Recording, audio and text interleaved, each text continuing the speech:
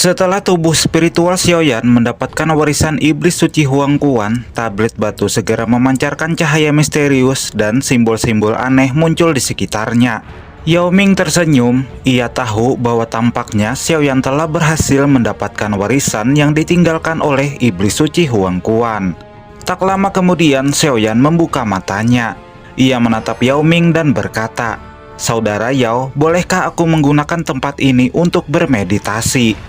Ia lantas memberikan sebagian darah esensi iblis suci Huangquan kepadanya.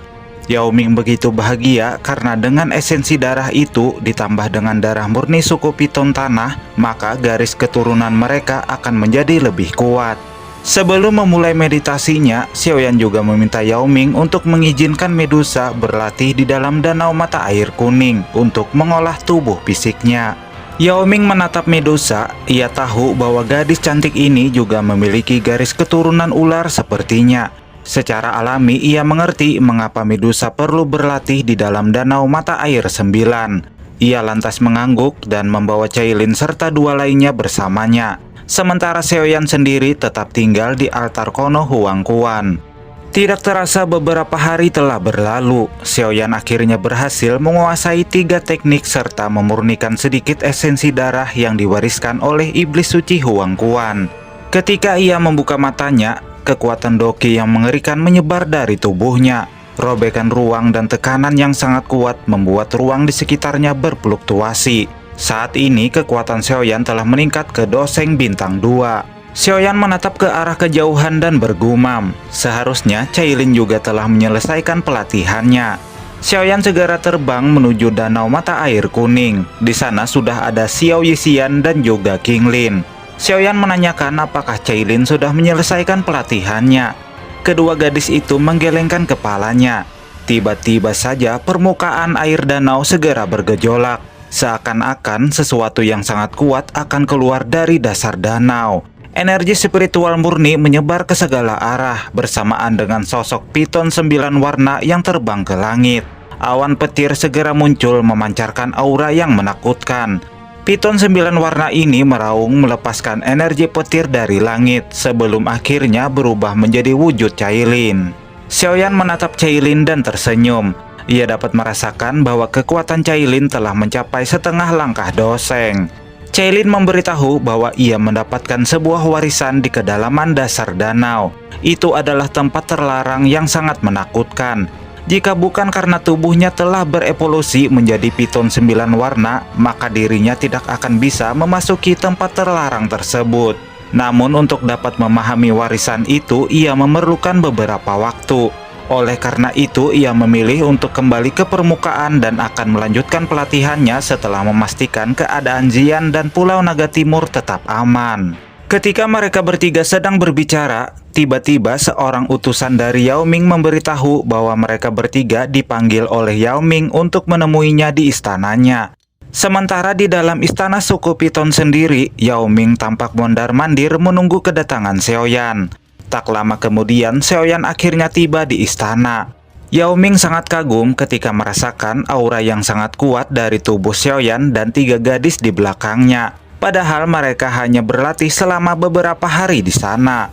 Yao Ming menghela napas. "Saudara Xiaoyan, aku baru saja mendapatkan kabar bahwa suku Ponik Iblis akan datang ke Pulau Naga Puit Kono dan bekerja sama dengan 3 pulau naga lainnya untuk menyerang Pulau Naga Timur."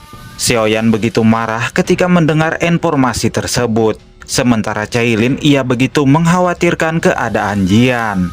Yao Ming melanjutkan bahwa dalam waktu dekat suku Ponik Iblis akan mengirimkan pasukan elit mereka melalui jalur ruang hampa untuk bertemu langsung dengan 3 pasukan dari 3 pulau naga lainnya.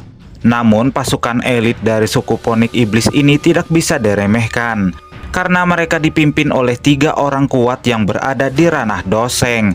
Ketiganya adalah tetua dari suku Ponik Iblis bernama Peng Huang, Kun Huang, dan Ying Huang. Masing-masing telah mencapai doseng bintang 2 tahap menengah, doseng bintang 1 puncak, dan bintang 1 menengah. Jika ketiganya bergabung, maka mereka bahkan mampu menandingi ahli doseng bintang 3. Tampak ekspresi Xiaoyan dan Cailin sangat begitu cemas, karena jika suku Ponik Iblis ikut campur dalam penyerangan terhadap Pulau Naga Timur, maka situasi Xian dan orang-orang di Pulau Naga Timur akan berada dalam bahaya. Tentu saja Xiaoyan tidak akan membiarkan hal itu terjadi. Ia berencana untuk menyergap pasukan suku Ponik Iblis dalam waktu 3 hari. Esok harinya, Xiaoyan, Yao Ming, dan yang lainnya berangkat menuju jalur ruang hampa yang akan dilewati oleh pasukan suku Ponik Iblis. Meskipun kelompoknya hanya memiliki 2 elit doseng, yakni dirinya dan Yao Ming, sementara di pihak lawan terdapat 3 elit doseng, hal ini tidak membuat Xiaoyan merasa takut sedikit pun. Karena kekuatan Xiao Yixian dan King Lin telah meningkat setelah berlatih beberapa hari di Danau Air Kuning. Jika kedua gadis ini bergabung, mereka bahkan bisa bersaing dengan ahli doseng bintang 1 tahap awal. Sementara Cailin, dia telah mencapai setengah langkah doseng. Xiaoyan dan yang lainnya segera masuk ke dalam retakan ruang. Mereka semua segera bersembunyi di wilayah dengan arus ruang yang kacau dan juga padat untuk menunggu musuh muncul. Setelah 2 hari berlalu, fluktuasi ruang akhirnya muncul dari kejauhan. Sebuah retakan ruang muncul dan lebih dari 20 ahli kuat melangkah keluar. Di barisan paling depan berdiri 3 sosok yang salah satunya adalah seorang wanita berjubah merah. Dari tubuh wanita ini memancarkan aura yang menakutkan. Bisa dikatakan bahwa beliau adalah orang yang paling kuat dari barisan orang tersebut. Dengan tegas ia memperingatkan seluruh pasukan bahwa misi kali ini menentukan masa depan suku Ponik Iblis, sehingga tidak boleh mengalami kegagalan. Selain wanita kuat ini, dalam barisan itu juga terdapat 2 orang yang tidak asing. Mereka adalah Ping King dan juga Jiao Peng. Pada saat yang sama, di dalam arus ruang yang kacau, Xiaoyan dan Yao Ming membuka matanya. Keduanya saling pandang dan tersenyum, karena target yang mereka tunggu telah masuk ke dalam perangkap. Ketika kelompok Xiaoyan muncul dari retakan ruang, wajah semua orang dari suku Ponik Iblis menjadi suram. Tidak terkecuali Ping King. Dia begitu dendam terhadap Xiaoyan. Selain mempermalukannya di pertarungan 4 pavilion sebelumnya, Xiaoyan juga merupakan pelaku utama yang menggagalkan rencana mereka merebut buah asal naga Ponik. Kebencian lama Ping King terhadapnya kini meledak sepenuhnya. Sebaliknya, Xiaoyan hanya tersenyum. Ia menatap tajam kepada keduanya sehingga membuat tubuh mereka bergetar. Bagaimanapun juga, kekuatan Ping King tidak dapat meningkat lagi akibat dipaksakan menerobos ke ranah Dozun Puncak. Sedangkan Jiao Peng masih berada di ranah Banseng. Jarak keduanya dengan Xiaoyan bagaikan langit dan bumi. Ketika melihat Yao Ming berada di kelompok Xiaoyan, Peng Huang menanyakan apakah Yao Ming berniat ingin memicu perang besar antara kedua ras.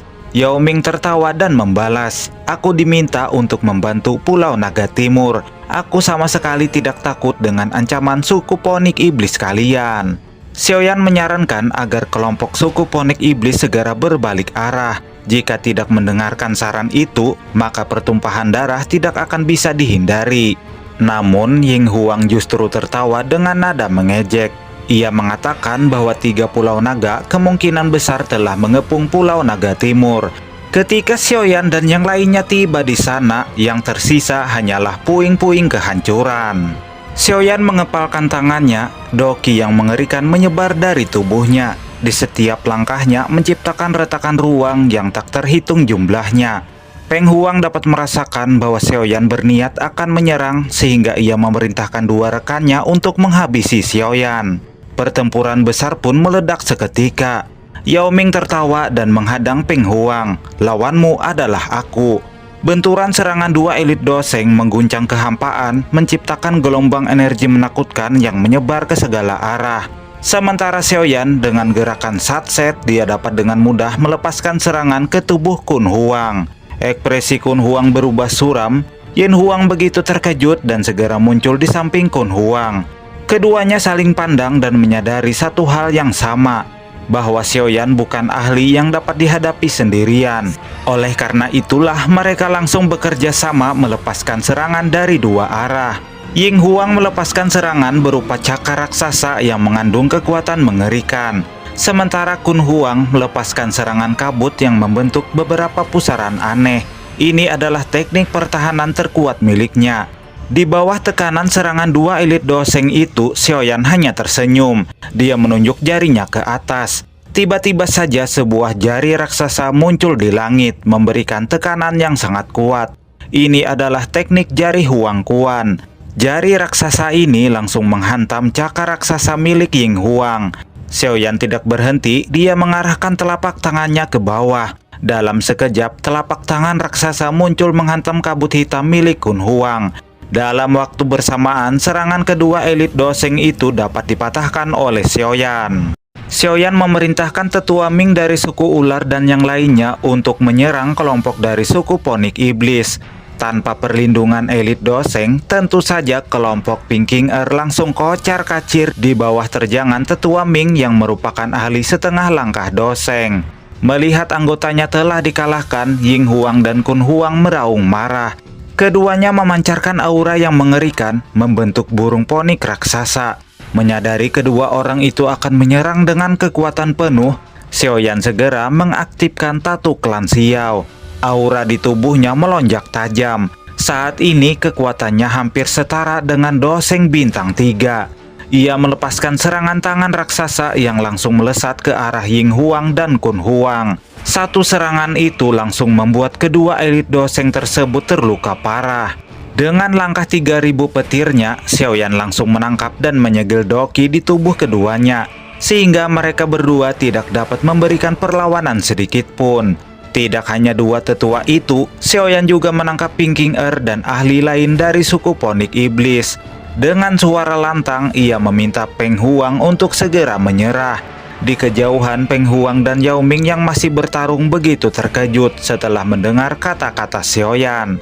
Yao Ming tertawa dan berkata, "Saudara Xiaoyan, aku tidak menyangka kau dapat mengalahkan dua elit Doseng tua itu dengan begitu cepat."